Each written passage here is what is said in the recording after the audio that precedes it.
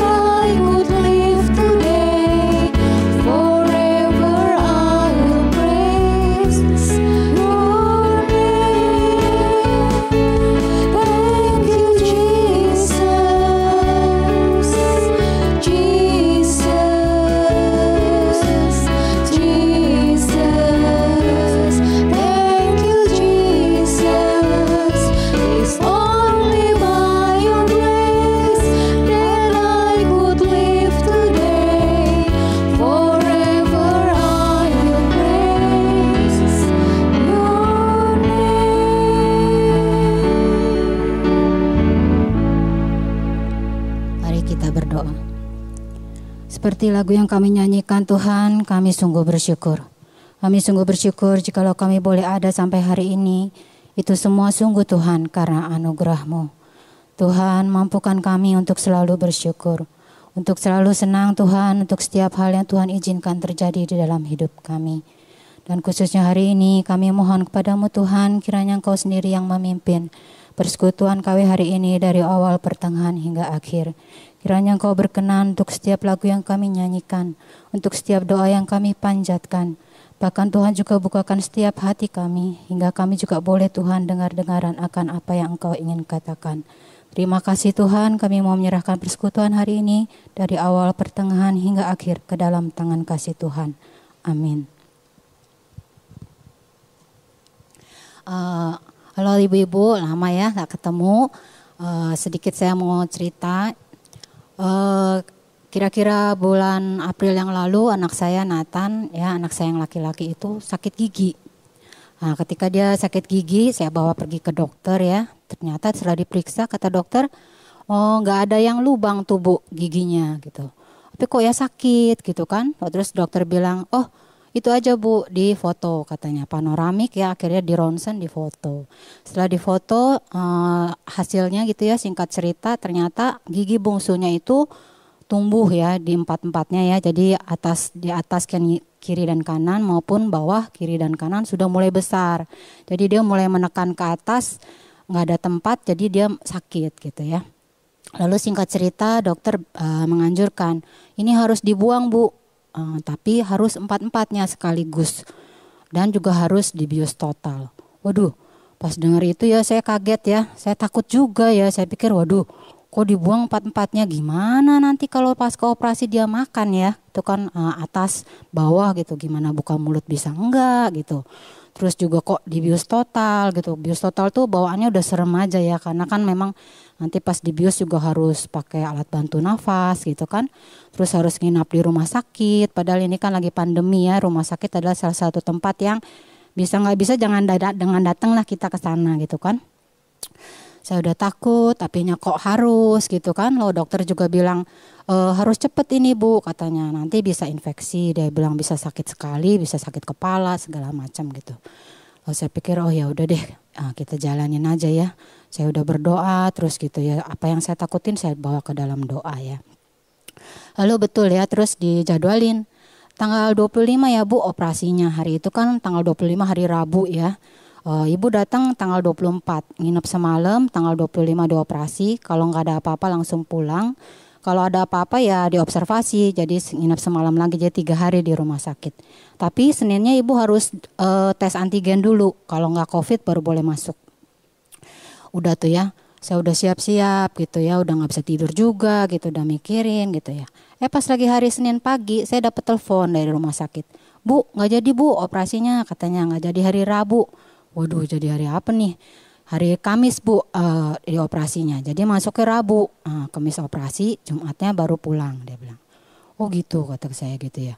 Saya pikir aduh kenapa juga ditunda-tunda gitu ya. Tapi ternyata Tuhan itu baik ya. Ternyata ditunda itu ada maksudnya. Ketika saya datang hari Rabu itu ya, datang ke rumah sakit, rumah sakitnya sepi. Mungkin karena hari libur ya, itu hari Waisak ya. Jadi pas lagi di kamar persiapan operasi itu 5 bed satu ruangan. Hanya terisi 1. Ditambah anak saya hanya jadi berdua. Saya bersyukur sekali ya. Karena kan kalau COVID kalau bisa jangan rame-rame gitu kan ya. Ini ternyata sepi. Setelah itu singkat cerita besoknya pas lagi mau persiapan malamnya dites alergi obat apa enggak gitu ya. Enggak ada alergi. Saya juga bersyukur ya. Karena memang sebetulnya saya juga takut gitu. Waktu Nathan kecil itu pernah dibius waktu cabut gigi gitu ya, bibirnya tuh pernah bengkak seharian gitu sampai tebel gitu ya, sampai serem gitu liatnya dan harus kasih obat. Saya takut juga, aduh entah kalau dibius ada apa-apa enggak ya gitu kan. Tapi ternyata setelah dites enggak ada alergi obat. Besoknya dioperasi, masuk kamar masuk ruang operasi jam 11, keluar 3:30 sore. Padahal dia bilang operasi cuma sejam. Waktu nunggunya itu saya udah lagi pikir, aduh kok gak keluar-keluar gitu ya. Katanya sejam, dalam hati apa sejam 1 gigi dikali 4 jam gitu ya. Lama amat gitu kan. Bener 3:30 keluar ya. Udah pas keluar matanya gak bisa buka satu lagi. Bengkak yang kiri ya. Aduh saya bilang kenapa ini mata anak saya gitu bisa lihat enggak gitu ya. Dianya juga udah, tapi dia sadar sih. Saya tanya, Tan itu bisa lihat gak? Nggak bisa mah katanya, yang satu yang kiri. Terus kata dia, oh ini Bu pasti gara-gara obat biusnya, tapi kita udah obatin di dalam, nanti juga sebentar bisa. Ya udah katanya. Udah masuk ke ruangan gitu ya. Udah masuk ke ruangan ternyata betul berangsur-angsur matanya mulai bisa buka ya. Dan ternyata Nathan juga udah bisa, walaupun kecil mulutnya dia bisa ngomong gitu ya. Terus yang ajaibnya lagi 2 jam kemudian disuruh makan nasi. Waduh, saya tuh ya ajaib banget dalam hati saya ya, di mana-mana juga nggak ada yang suruh makan nasi kan gitu ya. Karena memang sebetulnya saya takut sekali sama Nathan. Nathan tuh nggak suka sekali bubur. Bahkan kalau lihat bubur dia bisa kayak mau muntah gitu. Makanya pas lagi saya bilang dia mau operasi gigi, saya udah lagi mikir ngasih makan apa yang lembek-lembek yang bukan bubur gitu kan. Sampai saya udah pikir, oh nanti saya mau buatin cream soup aja. Atau saya buatin mashed potato aja gitu ya. Karena memang dia nggak suka banget bubur. Ajaib disuruh makannya nasi. Gitu ya, nasi beneran. Saya sampai bilang ini nasi, iya Bu, nggak salah. Saya bilang enggak, kata susternya, dokter yang suruh katanya. Walaupun pelan-pelan dia bisa makan tuh, cuma pakai gigi depannya gitu kan. Aduh saya bersyukur banget gitu ya. Aduh kalau bisa makan nasi mah gak pusing deh ya gitu ya. Betul tuh bisa habis gitu makan. Lalu saya bilang udah boleh pulang dong nih, saya bilang gitu. Oh gak bisa Bu, katanya masih harus observasi, nginep lagi semalam. Terus besoknya udah gitu ya, dikasih obat gitu ya. Terusnya besoknya pulang nih. Sampai di rumah kan saya bilang, Tan cepetan mandi sana gitu ya, kan namanya dari rumah sakit mandi ya. Udah mandi selesai, gak selesai sampai gitu aja. Nathan yang ngomong gini, Mah kok badan gatel semua ya. Waduh, saya bilang kenapa gatel, dari kapan gatelnya? Dari kemarin mah, aduh baru udah pulang baru bilang. Saya bilang kenapa bilang gak dari kemarin, jangan-jangan alergi obat lagi, saya bilang gitu kan. Enggak, tadinya Nathan pikir gak mandi di rumah sakit gak bersih, dia bilang. Karena gak bersih jadi gatel, sekarang kan di rumah udah bersih mah tapi masih gatel, dia bilang. Aduh saya bilang kalau misalnya gara-gara obatnya yang penting kan, maksudnya kalau habis operasi itu kan obat yang paling penting, masa gak dimakan gitu kan. Kalau misalnya dimakan jadi alergi obat juga serem juga ya, takut sampai nggak bisa napas atau apa gitu. Saya telepon ke rumah sakit, disuruh datang lagi besoknya. Besok aja ya Bu, konsul lagi, dokternya baru ada. Dia bilang, aduh saya bilang datang lagi ke rumah sakit gitu kan. Ya udah mau nggak mau ya saya kasih tetap obatnya gitu. Saya bilang udah tahan deh Tan, gatal-gatal dikit nggak apa-apa. Asal jangan nanti kalau nggak bisa napas baru bilang kita nggak usah minum deh obatnya. Kemungkinan obat itu antibiotiknya menurut saya gitu kan. Terus udah tuh. Besok paginya pas sudah siap-siap mau ke rumah sakit dapat telepon dari rumah sakit. Bu, gak usah datang ke sini Bu. Waduh, puji Tuhan, saya bilang aneh ya, kok bisa gak usah ke sana. Dia WA-in obat penggantinya. Dia bilang kemungkinan ini obat clindamycinnya Bu, obat antibiotiknya yang menimbulkan alergi. Jadi gantinya ini ya Bu, dia WA-in nama obatnya. Aduh, saya bersyukur banget ya gak usah pergi ke rumah sakit lagi ya. Dari cerita sampai hari ini Nathan sudah sehat ya, sudah baik sekali gitu. Dari cerita ini saya ingin sangat bersyukur ya, Tuhan itu sangat baik. Dia tahu waktu yang terbaik buat kita ya. Tuhan atur waktu masuk rumah sakit yang terbaik. Tuhan buat yang mustahil gitu ya buat saya, seperti makan nasi itu ya, kalau betul-betul buat saya itu ajaib gitu ya, aneh gitu ya, orang sakit mulutnya sakit semulut-mulut kok makanya nasi ya, itu ya Tuhan betul-betul bisa buat yang mustahil menjadi nyata ya, menjadi sesuatu bahkan yang tidak terpikirkan saya, bahwa sama pikiran saya kok bisa kenal enggak sama dokternya kok baik hati, bisa WA-in obat pengganti gitu kan. Itu juga semua adalah berkat pertolongan Tuhan. Jadi saya mau cerita dari cerita ini kiranya berguna untuk ibu-ibu sekalian, untuk kita semua, bahwa kita punya Tuhan yang ajaib. Sekian, terima kasih. Mari saat ini kita sama-sama kita akan berdoa terlebih dahulu sebelum kita merenungkan kebenaran firman Tuhan. Bapa dalam surga, kami sekali lagi bersyukur atas anugerah-Mu Tuhan, kalau kami boleh kembali lagi diberikan kesempatan untuk boleh memuji, memuliakan nama Tuhan dan mendengarkan firman Tuhan. Bila firman Tuhan ini boleh menguatkan setiap kami, untuk kami boleh hidup sesuai dengan kehendak Tuhan. Dalam nama Tuhan Yesus kami sudah berdoa dan mengucap syukur. Amin. Shalom jemaat yang dikasihi Tuhan. Saya percaya kita semua boleh diberkati oleh puji-pujian yang baru saja kita dengar. Mari saat ini kita akan sama-sama membuka kebenaran firman Tuhan dari Amsal 4 ayat 23 hingga ayatnya yang ke-27.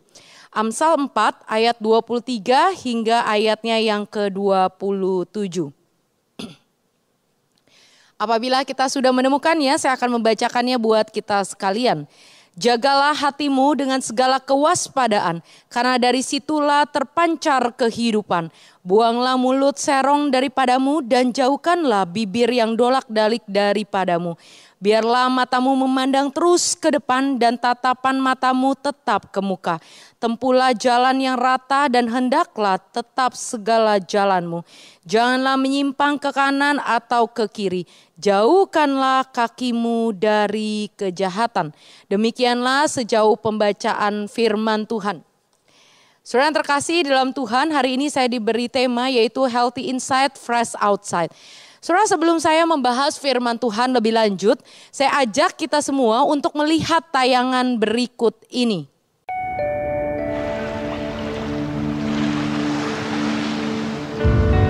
The beauty we see everywhere in nature is dependent on the health of her ecosystem.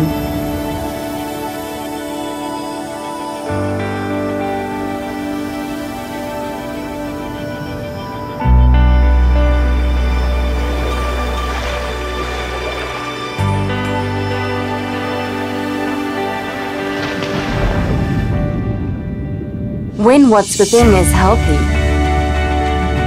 its true beauty shines through on the outside. It's the same for us. True beauty starts from within and it begins with being healthy. Drink UC 1000 Vitamin Lemon, Orange or Apple with 1000 milligrams of vitamin C to help strengthen your immune system and to keep you healthy. Healthy inside, fresh outside. Saudara yang terkasih di dalam Tuhan, saya tidak tahu apakah tema yang diberikan kepada saya ini terinspirasi dari slogan UC 1000 atau tidak. Tapi kalau saudara mau healthy, inside, fresh outside, maka jawabannya adalah minumlah UC 1000 ini saudara. Habis itu saya selesai khotbah ya semua ya. Ya, saudara yang terkasih dalam Tuhan, saya percaya habis ini saya di-endorse oleh UC 1000, enggak sekali lagi bercanda ya. Bapak Ibu, sorry bukan Bapak Ibu ya, malah ibu-ibu ya. Saudara yang terkasih di dalam Tuhan, sekalipun kita tahu bahwa apa yang ada di dalam diri kita, yakni hati kita, jauh lebih penting dibandingkan dengan apa yang ada di luar diri kita. Pada faktanya saudara, apa yang ada di luar seringkali justru itu yang kita perhatikan. Sebaliknya yang di dalam itu justru seringkali kita abaikan. Saudara yang terkasih dalam Tuhan, karena itu tidak heran. Banyak orang khususnya kaum Hawa, para ibu itu banyak sekali tergiur atau terlena dengan iming-iming kecantikan atau produk-produk yang menjanjikan kecantikan dari depan atau penampilan kita. Saudara yang terkasih dalam Tuhan, saya percaya saudara, setiap kita pasti pingin gitu ya, dilihat cantik gitu ya. Dan saya percaya gitu ya, tidak hanya ibu-ibu yang ada di sini. Saya pun demikian gitu ya. Saya ingat banget pasca saya melahirkan ya, 5 bulan yang lalu gitu ya. Berat badan saya itu naiknya luar biasa ya. Jadi dari kehamilan itu saya naik 18 kilo. Nah ketika keluar anak gitu ya, selama kurang lebih habis pasca 3 bulan, ternyata saya hanya turun sebanyak 10 kilo. Jadi masih ada 8 kilo di dalam tubuh saya. Nah ibu-ibu wajar gitu ya, sebagai kaum Hawa gitu ya, tentu kita ingin terlihat ramping. Sehingga saya pun juga ketika ditawarkan produk-produk gitu ya, produk-produk yang menjanjikan wah nanti akan langsing gitu ya. Wah saya sangat senang gitu ya, dan saya pingin coba gitu ya supaya at least badan saya kebentuk yang semula. Ya tapi puji Tuhan saudara, saya punya suami itu yang mengingatkan saya gitu ya, bahwa nggak usah deh pakai produk-produk obat-obatan gitu ya. Saya sukanya yang alami, puji Tuhan ya. Jadi karena itu akhirnya saya mengurungkan niat. Tetapi kalau kita mau akui ya para ibu-ibu, kita pingin sekali terlihat baik, terlihat cantik, terlihat fresh gitu ya. Dan saya percaya itu sesuatu yang wajar. Sesuatu yang memang sangat kita rindukan, sehingga penampilan yang baik, penampilan yang fresh itu dapat menunjang kepercayaan diri kita. Saudara, tetapi kalau kita hanya fokus kepada penampilan yang di luar saja dan kita mengabaikan apa yang ada di dalam hati kita, saudara, itu semua akan menjadi sia-sia apa yang ada di luar diri kita. Saudara, mungkin saat ini kita bisa menutupi atau kita cover segala sesuatu yang ada di dalam hati, sehingga seakan-akan apa yang kita tampilkan di luar itu baik adanya. Tapi pertanyaannya bagi kita semua, berapa lama saudara kita bisa menutupi apa yang ada di dalam hati ini? Karena kita tahu dengan jelas saudara, apa yang terlihat di luar itu sesungguhnya merupakan cerminan yang ada di dalam hati kita.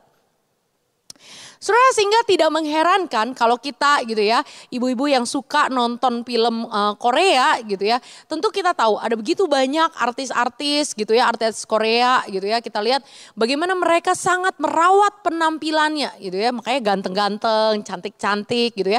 Saya pun seneng gitu ya ngelihat film-film Korea karena wah bening-bening gitu ya. Beda sama suami saya. Mohon jangan dikasih tahu suami saya. Pasti suami saya ngamuk pulang-pulang ya. Saudara terkasih, pastilah kita melihat yang baik itu pasti kita punya idealnya gitu ya. Oh harus begini, harus begini. Nah artis Korea itu kalau kita perhatikan wah cantik-cantik banget, bening-bening banget. Saudara, tapi berapa banyak di dalam kalau kita mau lihat survei saudara, di dalam tahun-tahun gitu ya, angka kematian akibat artis yang melakukan bunuh diri itu semakin meningkat. Saudara, bukankah mereka kalau kita lihat dari luar, mereka adalah orang yang luar biasa. Mereka orang yang terkenal, secara segi fisik juga sangat luar biasa gitu ya, proporsional, muka juga cantik, ganteng saudara. Tapi itu menunjukkan apa? Kenapa segala ketenaran, kemapanan, segala kecantikan ternyata toh saudara tidak membuat sesungguhnya hati yang ada di dalamnya itu bahagia sukacita. Sehingga kita melihat pada akhirnya mereka melakukan bunuh diri. Saudara yang terkasih dalam Tuhan, ada begitu banyak orang terlihat baik-baik saja di depan, terlihat sangat fresh saudara, tapi dalam hatinya begitu rapuh adanya. Untuk itu saudara, firman Tuhan yang baru saja kita baca mengajak saya dan saudara untuk waspada menjaga hati ini. Amsal 4 ayat 23 berkata, jagalah hatimu dengan segala kewaspadaan karena dari sanalah terpancar kehidupan. Saudara yang terkasih dalam Tuhan, kalau kita lihat konteksnya, maka kata hati di dalam kitab Amsal itu selalu mengacu pada pusat kehidupan seorang. Sehingga hati ini menjadi inti daripada kehidupan manusia dan memiliki peranan yang sangat penting di dalam membentuk karakter seseorang. Saudara yang terkasih di dalam Tuhan, namun sangat disayangkan. Sejak manusia jatuh di dalam dosa, maka kita tidak bisa mempercayai hati ini. Pertanyaannya mengapa saudara? Kalau kita baca di dalam Yeremia 17 ayat 9, dikatakan demikian. Betapa liciknya hati, lebih licik daripada segala sesuatu. Hatinya sudah membatu, siapakah yang dapat mengetahuinya? Bahkan kalau kita lebih lanjut kita melihat di dalam Roma 3 ayat 10 hingga 12 dikatakan demikian. Tidak ada yang benar, seorang pun tidak. Tidak ada seorang pun yang berakal budi, tidak ada seorang pun yang mencari Allah. Semua orang telah menyeleweng, mereka semua tidak berguna, tidak ada yang berbuat baik, seorang pun tidak. Karena itu kalau kita lihat konteks daripada Yeremia tadi, saudara, Yeremia 17 ayat 9, kita akan mendapati bahwa pada saat itu bangsa Yehuda, sekalipun mereka adalah bangsa pilihan Allah, mereka adalah bangsa yang menyembah Tuhan, pada saat yang bersamaan mereka pun menyembah berhala. Berulang kali mereka berusaha untuk menipu Tuhan dengan ibadah mereka. Tapi kita tahu dengan jelas Tuhan yang kita sembah adalah Tuhan yang tidak bisa ditipu. Tiada yang tersembunyi bagi Tuhan. Sehingga kita melihat bagaimana sikap daripada bangsa Yehuda ini. Sekalipun di luarnya secara penampilan mereka begitu dekat dengan Tuhan. Seakan-akan pujian penyembahan mereka begitu menunjukkan kedekatan dengan Tuhan. Tapi sungguhnya jauh hatinya daripada Tuhan. Sehingga kalau kita lihat juga di beberapa banyak kisah-kisah di dalam Alkitab saudara. Bagaimana Tuhan berulang kali juga menegur orang-orang Farisi dan ahli Taurat. Mereka adalah orang-orang yang dari penampilannya, dari tampak luarnya. Mereka begitu dekat dengan Tuhan. Padahal hatinya menjauh daripada Tuhan. Oleh sebab itu saudara, John Bloom di dalam artikelnya berkata demikian. God doesn't want our eyes on our heart because heart aren't designed to be followed. Heart are designed to be led and directed. Apa maksudnya saudara? Sebagai orang percaya kita tidak boleh mengikuti kata hati. Sebaliknya hati orang percaya itu didesain, dibentuk Tuhan untuk diarahkan dan dipimpin sesuai dengan kehendak Tuhan. Mengapa? Karena kita tahu dengan betul, saudara, seperti yang tadi sudah saya jelaskan, bahwa manusia sejak jatuh di dalam dosa, maka hati ini tidak bisa lagi kita percayai. Hati ini itu sudah tercemar oleh dosa. Karena itu sebagai orang yang sudah ditebus oleh Tuhan, maka hati ini harus diarahkan dan kita mau belajar untuk menyerahkannya untuk dipimpin sesuai dengan kehendak Tuhan. Sehingga Tuhanlah yang mengendalikan hati dan pikiran kita. Saudara yang terkasih dalam Tuhan, karena itu kalau kita perhatikan di dalam Mazmur 51 ayat 12. Sekalipun Daud adalah orang yang sangat dekat dengan Allah. Dikatakan firman Tuhan bahwa dia adalah orang yang dekat sekali dengan Allah. Tetapi kita lihat di dalam Mazmur 51 ayat 12. Dia pun mengatakan, jadikanlah hatiku tahir ya Allah. Dan perbaharuilah batinku dengan roh yang teguh. Saudara, ini menjadi sebuah pernyataan yang jelas sekali. Sekalipun dia dekat dengan Allah, dia sadar betul sebagai manusia dia mudah sekali untuk jatuh di dalam dosa. Mudah sekali hatinya terombang-ambing, mudah sekali hatinya itu menyimpang ke kanan, menyimpang ke kiri. Karena itu dia katakan, jadikanlah hatiku tahir ya Allah dan perbaharuilah batinku dengan roh yang teguh. Saudara, seharusnya ini juga lah yang kita sebagai orang percaya miliki. Seharusnya kita sadar kita begitu lemah, kita begitu mudah sekali hati ini tercemar, bahkan hati ini mudah sekali memikirkan hal-hal yang jahat. Untuk itu kita membutuhkan pertolongan Allah Roh Kudus untuk terus memperbarui hati ini agar hidup kita seturut dengan kehendak Tuhan. Saudara yang terkasih dalam Tuhan, oleh sebab itu kalau kita baca tadi di dalam Amsal 4, di ayat selanjutnya 25 hingga 27 dikatakan demikian. Biarlah matamu memandang terus ke depan dan tatapan matamu tetap ke muka. Tempuhlah jalan yang rata dan hendaklah tetap segala jalanmu. Janganlah menyimpang ke kanan atau ke kiri, jauhkanlah kakimu dari kejahatan. Artinya untuk kita mendapatkan hati yang sungguh-sungguh tulus, hati yang sungguh-sungguh bersih, hati yang dikatakan sehat, healthy inside itu, maka mata hati kita harus tertuju kepada Tuhan. Saudara yang terkasih, sekali lagi saya ulangi saudara. Untuk kita mendapatkan hati yang bersih, yaitu healthy inside saudara, maka mata hati kita harus senantiasa tertuju kepada Tuhan. Hati yang tidak mengikuti jalan orang fasik, hati yang sungguh-sungguh menjaga hatinya, senantiasa berintegritas bahwa apa yang ada di dalam hatinya, itu yang keluar dari mulutnya dan segala perkataan atau perbuatannya, itu sesuai dengan kebenaran firman Tuhan.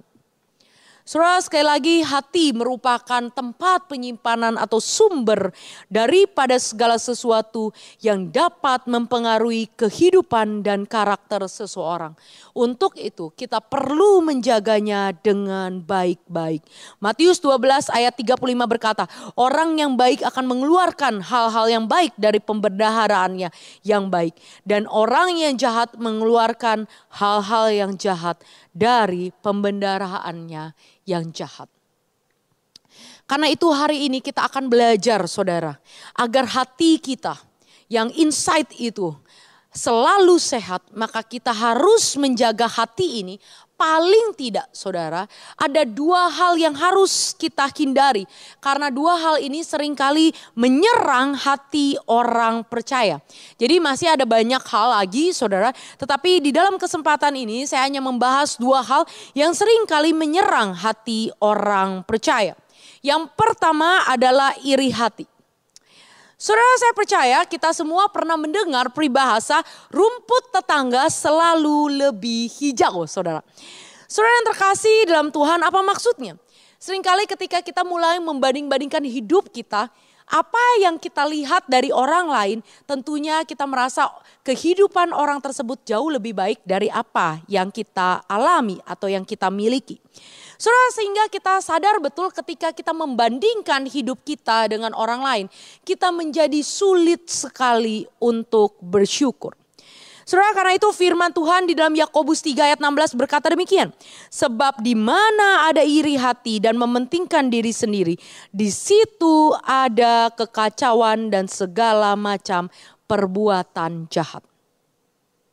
Saudara, kalau kita tidak menjaga hati ini dari iri hati, saudara, mudah sekali hidup kita itu akan terus menerus di dalam kemelut, di mana kita merasa tidak damai, kita merasa tidak tenang, mudah sekali kita terusik, mudah sekali kita teriritasi ketika kita tuh melihat orang lain hidupnya jauh lebih baik daripada kita.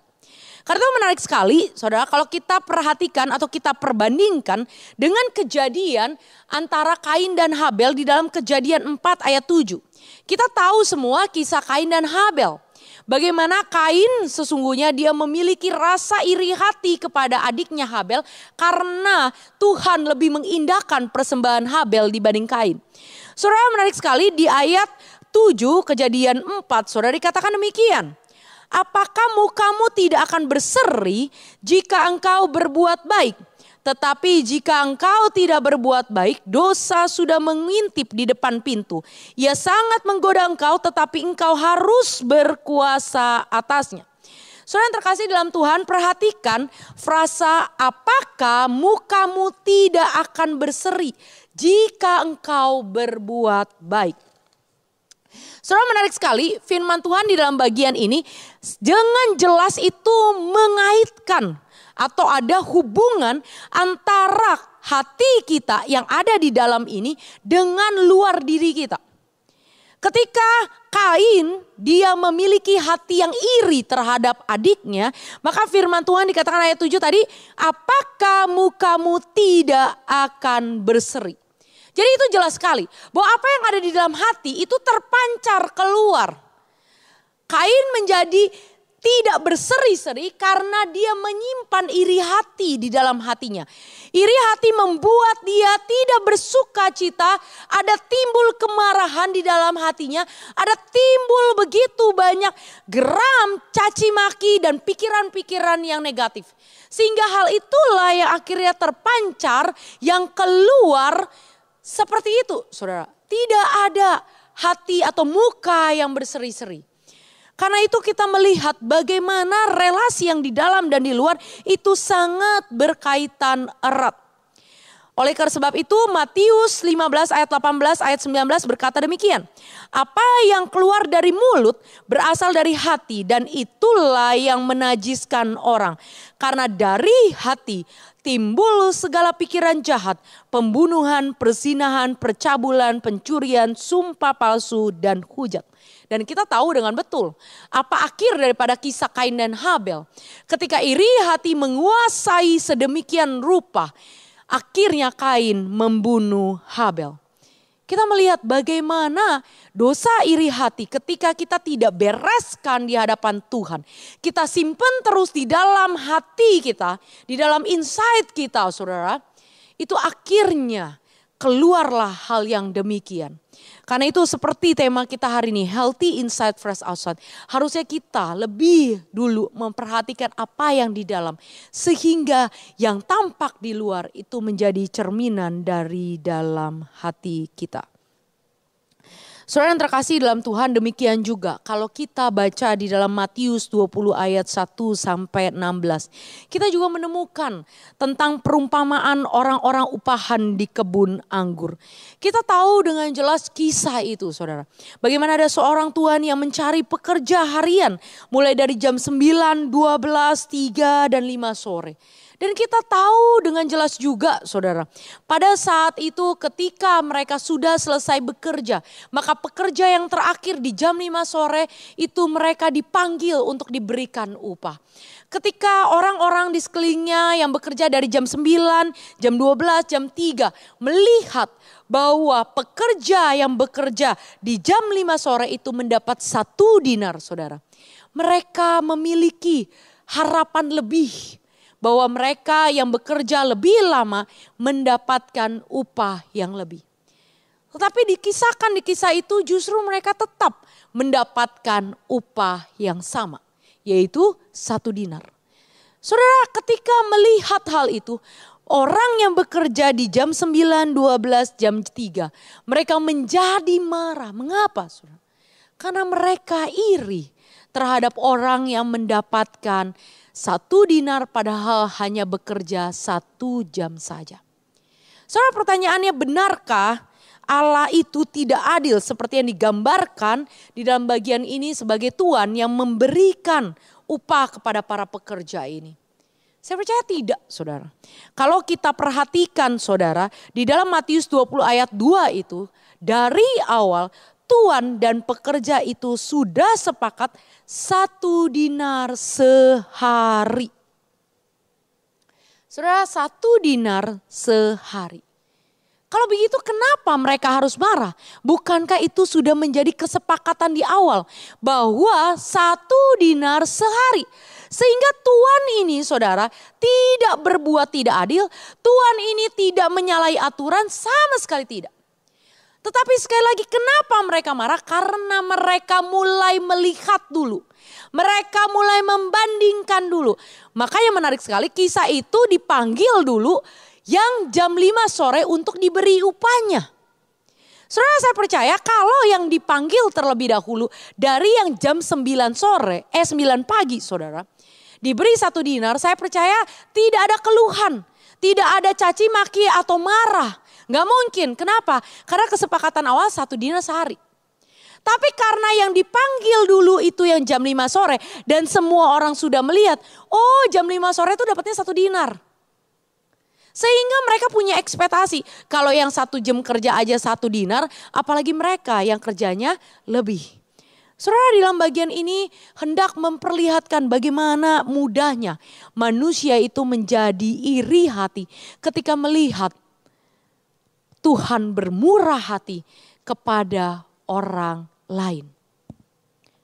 Saudara yang terkasih dalam Tuhan, karena itu kita melihat bagaimana manusia perlu senantiasa menjaga hati ini. Karena kalau kita tidak waspada, kita mudah sekali menjadi iri hati. Dan sudah pasti, saudara, kita tidak pernah merasakan sukacita di dalam hati setiap kita. Saudara yang terkasih di dalam Tuhan, sebelum kita lebih lanjut lagi memahami kebenaran firman Tuhan, saya rindu kita melihat satu tayangan video berikut ini. I'm a forensic artist, worked for the San Jose Police Department from 1995 to 2011. I showed up to a place I'd never been, and there was a guy with a drafting board. We couldn't see them, they couldn't see us. Tell me about your hair. I didn't know what he was doing, but then I could tell after several questions that he was drawing me. Tell me about your chin. It kind of protrudes a little bit, especially when I smile. Your jaw. My mom told me I had a big jaw. What would be your most prominent feature? Kind of have a fat, rounder face. The older I've gotten, the more freckles I've gotten. I would say I have a pretty big forehead. Once I get a sketch, I say thank you very much, and then they leave. I don't see them. All I had been told before the sketch was to get friendly with this other woman, Chloe. Today I'm going to ask you some questions about a person you met earlier, and I'm going to ask you some general questions about their face. She was thin, so you could see her cheekbones. And her chin, it was a nice, thin chin. She had nice eyes. They lit up when she spoke. Cute nose. She had blue eyes, very nice blue eyes. So here we are. This is the sketch that you helped me create, and that's a sketch that somebody described of you. So yeah, that's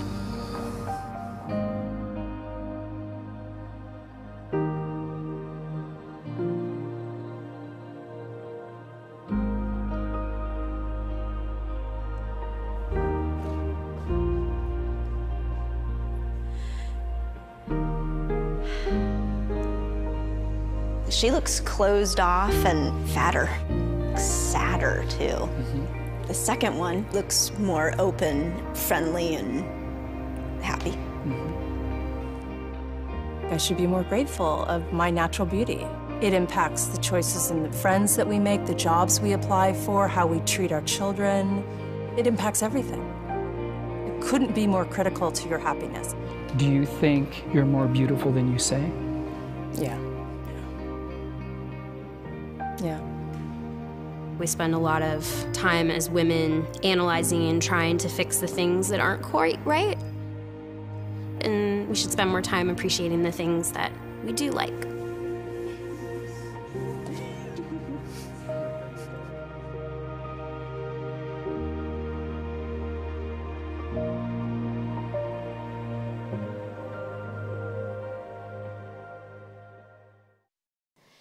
Saudara, saya percaya sebagian dari kita mungkin sudah pernah melihat tayangan video ini. Tetapi tidak ada salahnya kita kembali memperhatikan bagian ini. Saudara, saya melihat video ini sungguh menjadi sebuah realita yang sering kali kita temui di dalam kehidupan setiap hari ketika kita berelasi atau bahkan menjadi cerminan daripada kehidupan diri kita sendiri. Saudara, mudah sekali kita memandang diri kita itu kurang atau lebih rendah daripada orang lain. Mudah sekali kita melihat gitu ya, apapun yang ada di dalam diri kita lebih terfokus kepada kekurangan diri dibanding kelebihan kita. Sehingga kita menjadi orang yang sulit sekali untuk mengucap syukur. Karena itu tidak mengherankan kalau tadi kita lihat di dalam tayangan video tadi, ketika orang-orang hanya terfokus kepada kekurangan diri, mereka nggak bisa melihat anugerah Tuhan, mereka tidak bisa melihat kemurahan Tuhan yang sudah Tuhan nyatakan dalam hidup mereka. Mereka menjadi self pity gitu ya, mengasihani diri, mereka tidak suka cita, mereka muram wajahnya, mereka terlihat sekali raut mukanya penuh dengan kesuraman. Tetapi ketika akhirnya mereka dibukakan satu persatu, ternyata ada hal yang begitu baik di dalam diri mereka. Ketika orang lain yang memberikan masukan, memberikan penilaian, dan itu akhirnya membuka mata hati mereka untuk melihat bahwa ternyata ada banyak hal di dalam diri mereka yang bisa mereka syukuri. Terlihat banget dalam video itu, mereka langsung berubah wajahnya. Raut muka mereka mulai berseri dan ada perubahan yang jelas. Saudara, ini menunjukkan bahwa kalau diri kita, penilaian diri kita, hati kita ini sehat saudara, maka itu akan terpancar keluar. Karena itu kita perlu membereskan hal-hal dosa-dosa yang di dalam hati ini. Sehingga kita boleh mendapatkan sukacita dan bisa bersyukur. Sehingga apa yang ada di dalam hati ini boleh terpancar keluar. Kalau kita menjadi orang-orang yang di dalam hati ini sehat, maka tentunya di luarnya pun terlihat sehat dan fresh tentunya. Saudara, yang kedua, hal apa yang harus kita waspadai atau kita jaga hati ini? Dari hal apa saudara? Yang kedua adalah kepahitan. Saudara yang terkasih dalam Tuhan, Charles Swindoll di dalam bukunya yang berjudul Love Again itu menuliskan ada 3 hal yang sering kali menjadi penyebab seseorang kehilangan sukacita. Apakah itu saudara? Ada 3 hal. Yang pertama adalah kekhawatiran. Yang kedua adalah tekanan dalam diri yaitu luka batin atau kepahitan. Dan yang ketiga ketakutan. Saudara, mari kita perhatikan bagian kepahitan. Saudara, kepahitan yang mendalam itu tidak hanya membuat kita kehilangan sukacita di dalam hidup kita. Tetapi membuat seseorang akan terus menerus hidupnya diliputi oleh kemarahan akibat rasa benci yang ada di dalam hati. Yang setiap saat, setiap waktu itu kapan saja itu bisa meledak dan akhirnya bisa menyerang setiap saat. Oleh sebab itu kepahitan di dalam hati saudara tidak boleh dibiarkan begitu saja. Sebaliknya kepahitan di dalam hati harus segera kita bereskan di dalam hadapan Tuhan. Saudara, saya percaya saudara, kalau kita sering berelasi dengan orang yang kepahitan, tentu kita akan mulai bisa peka atau merasakan.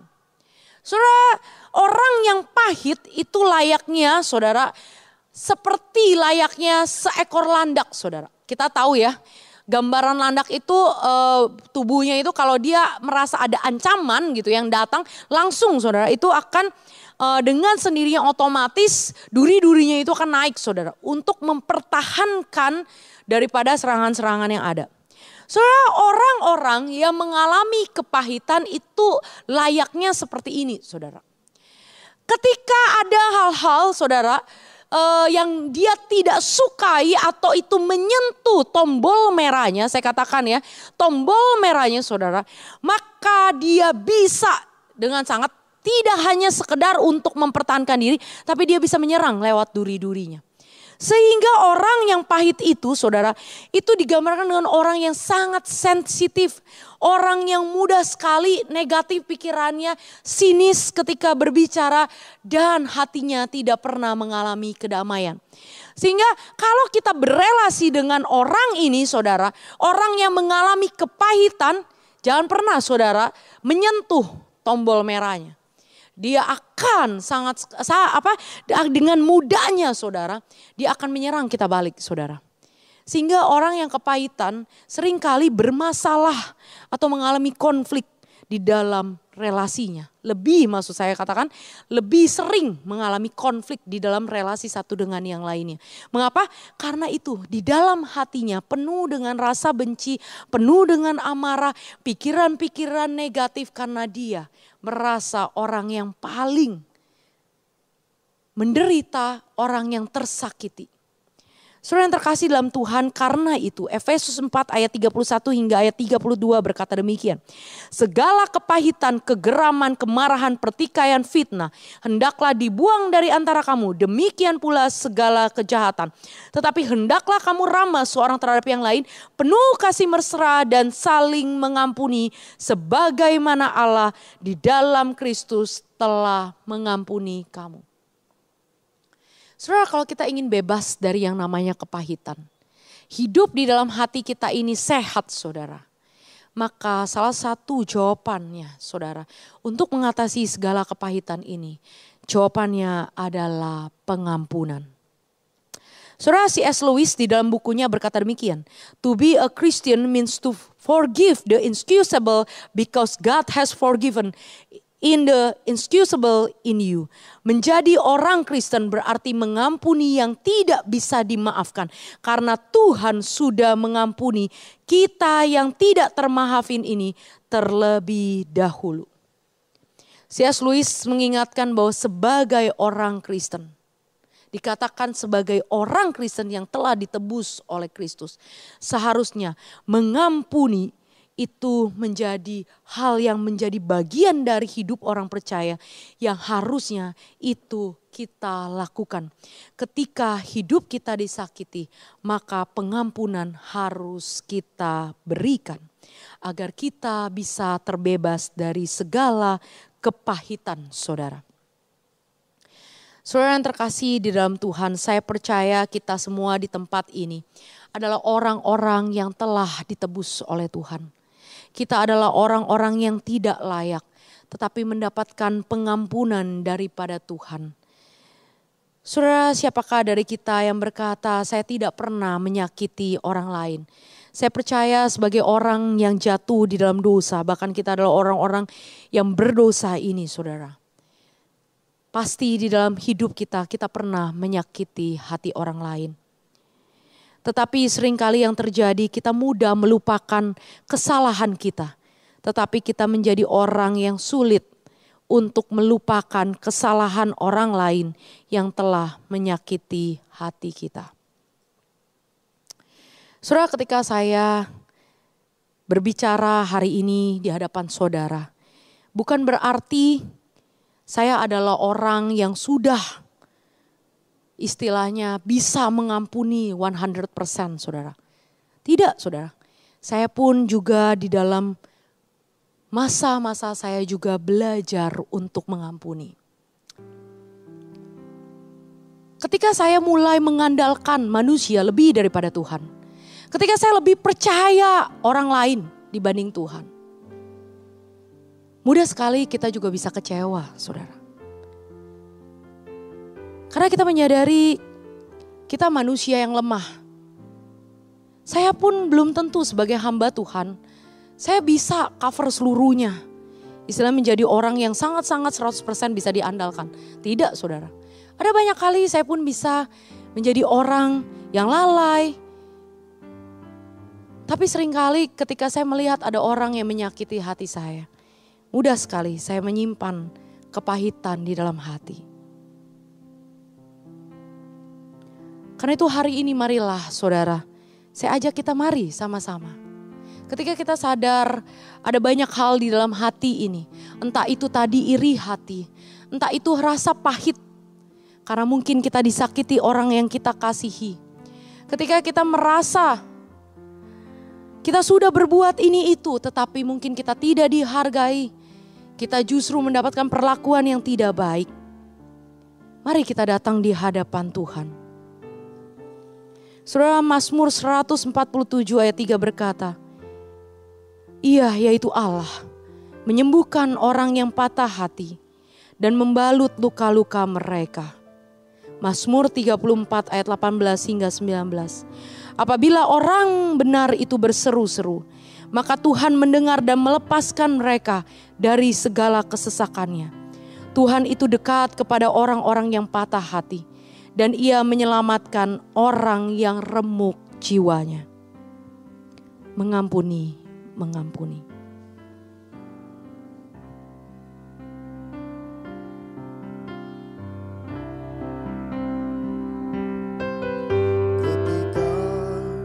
Hatiku telah disakiti,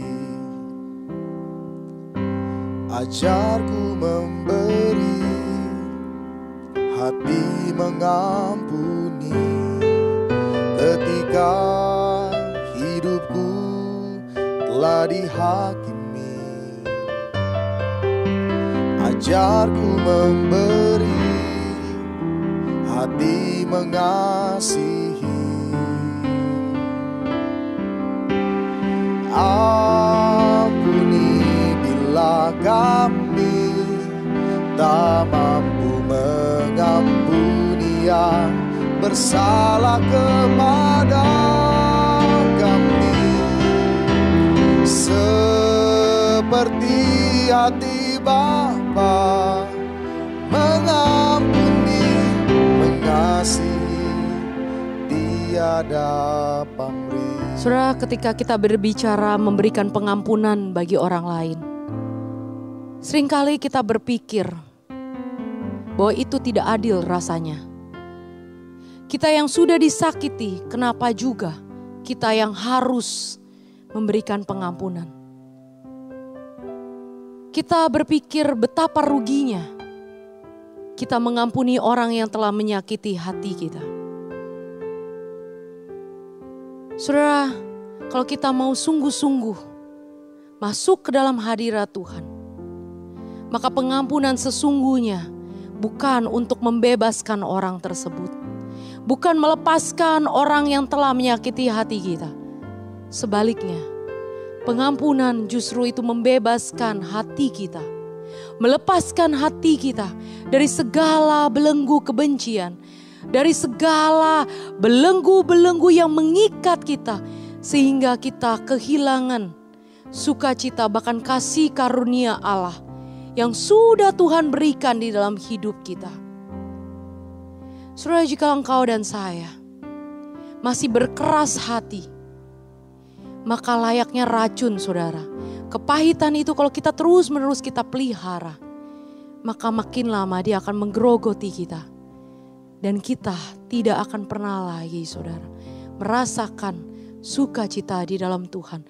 Bahkan kasih yang Tuhan berikan semakin lama akan semakin pudar. Karena hati kita diliputi oleh kepahitan. Untuk itu hari ini saya mengajak kita membawa segala beban yang ada di dalam hati kita. Mari kita datang di hadapan Tuhan. memohon anugerahnya untuk melawat, menjamah setiap hati kita. Dan biarlah kita boleh diperbaharui dari hari ke hari. Sehingga sungguh ketika hidup kita, hati kita sudah dibereskan di hadapan Tuhan, sukacita itu boleh terpancar daripada wajah kita. Bukan karena kita munafik, bukan karena kita sengaja menutup-nutupinya, tetapi itulah yang tulus keluar. Karena kita tahu kita sudah merasakan aman di dalam Tuhan. Bapa dalam surga, kami kembali datang di hadapan-Mu, bersyukur atas anugerah-Mu Tuhan. Bahwa Engkau adalah Allah yang tidak pernah memandang kami. Engkau adalah Allah yang begitu mengasihi kami. Engkau menerima kami apa adanya. Bahkan ketika Engkau tahu hati kami begitu jahat adanya. Hati kami begitu hancur berkeping-keping. Tapi Tuhan tidak pernah membuang kami. Terima kasih Tuhan. Dan Tuhan terus boleh menolong. Biarlah kami miliki hati yang sungguh-sungguh tertuju kepada Tuhan. Hati yang sehat. Sehingga apa yang keluar daripada hati kami ini adalah yang baik adanya. Terima kasih ya Bapa, dalam nama Tuhan Yesus kami sudah berdoa dan mengucap syukur. Amin. Bagaimanakah kita menjaga tubuh kita agar tetap sehat? Yaitu dengan menjaga pola hidup makan pola makan yang baik dan juga berolahraga. Lalu bagaimanakah kita menjaga jiwa kita biar sehat? Hanya dekat Allah saja. Kita pujikan lagu Hanya Dekat Allah Saja sambil mempersiapkan persembahan kita dengan men-scan QR code yang ada di layar, serta jangan lupa menambahkan nominal angka 6 dalam persembahan kita untuk kode komisi KW.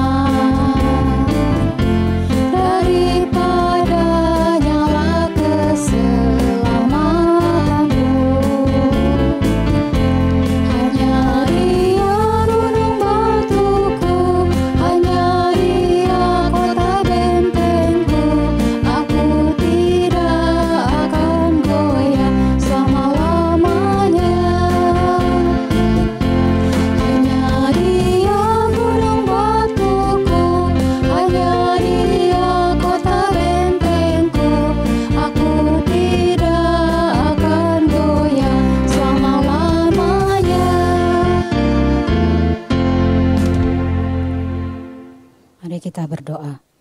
Bapa dalam surga, kami sungguh bersyukur Tuhan. Kami sungguh bersyukur karena Tuhan sudah mencukupkan setiap kebutuhan kami sampai hari ini. Kami juga bersyukur Tuhan untuk kesempatan yang Tuhan berikan pada kami. Sekali lagi Tuhan, kami bisa dimampukan memberikan persembahan.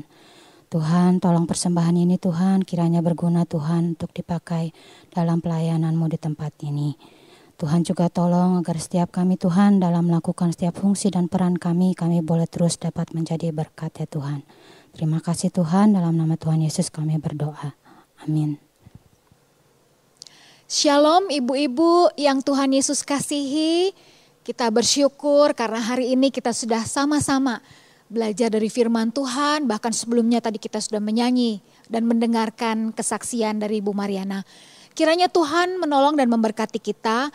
Saya ucapkan syukur kepada Tuhan untuk firman Tuhan hari ini yang sudah memberkati kita. Dan berterima kasih untuk Guru Injil Junia yang sudah menyampaikan firman Tuhan hari ini. Kiranya firman Tuhan hari ini boleh menjadi kekuatan buat kita.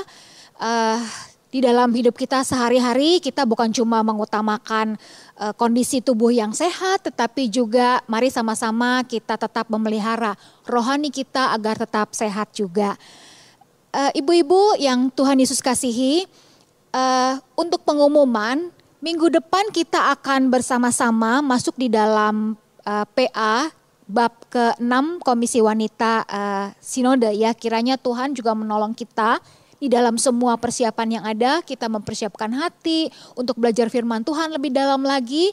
Dan firman Tuhan akan dibahas di grup masing-masing, di CGF masing-masing. CGL akan memberi pengumuman dan kita akan sama-sama belajar firman Tuhan di hari Jumat ataupun hari-hari lain yang sudah disepakati bersama. Kita akan mengakhiri persekutuan Komisi Wanita kita pada hari ini. Mari semua kita berdiri dan kita akan menyanyi pujian Bapa terima kasih. Bapa terima kasih.